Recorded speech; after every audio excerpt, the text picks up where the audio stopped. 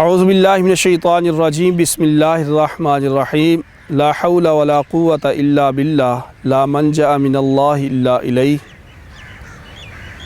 نہیں ہے کوئی طاقت گناہوں سے بچنے کی مگر اللہ تعالیٰ کی حفاظت سے، اور نہیں ہے کوئی قوت نیکی کرنے کی مگر اللہ تعالیٰ کی مدد سے، اور کوئی جائے فرار نہیں ہے اللہ تعالیٰ کے غیظ و غضب سے مگر اس کی رضا اور رحمت کے ساتھ۔ حضرت ابو ہریرہ رضی اللہ تعالیٰ عنہ روایت فرماتے ہیں کہ نبی کریم صلی اللہ علیہ وسلم نے ارشاد فرمایا، اس دعا کو کثرت سے پڑھا کرو، لا حول ولا قوة الا باللہ، یہ جنت کے خزانوں میں سے ایک ہے۔ یہ دعا اپنے اندر بہت سارے فوائد اور بہت ساری رحمتوں کو سمیٹے ہوئے ہے۔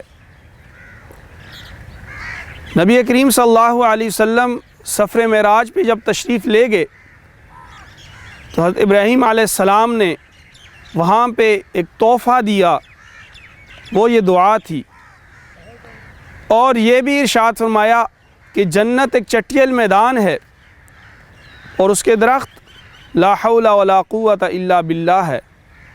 اپنی امت سے کہیے کہ وہ اسے کثرت سے پڑھے۔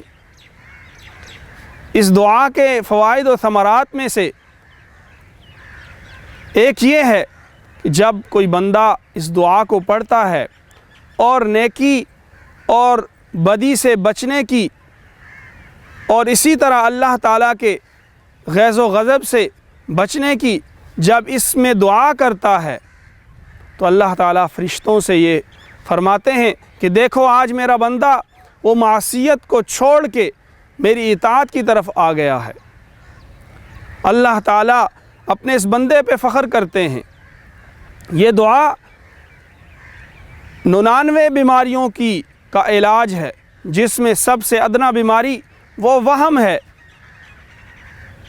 چاہے وہ دنیاوی امور کے اعتبار سے ہو چاہے وہ اخروی امور کے اعتبار سے ہو۔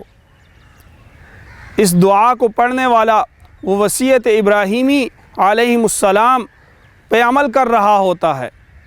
اس دعا کو پڑھنے والا اپنے لیے جنت میں درخت اگا رہا ہوتا ہے۔